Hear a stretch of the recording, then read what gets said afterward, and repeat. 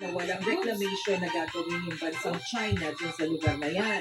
Kaya lang, parang bandang August, nagkaroon ng ramming incident, nagkaroon ng damage yung BRP Teresa Magbanwa.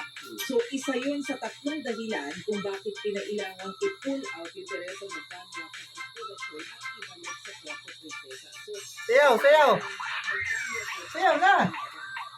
Sayaw na! Sige na, dali! Ayo.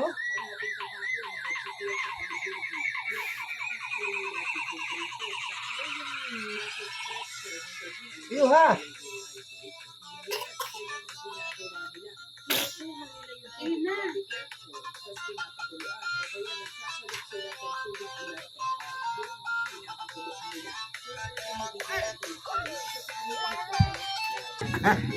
Ang kamot niya?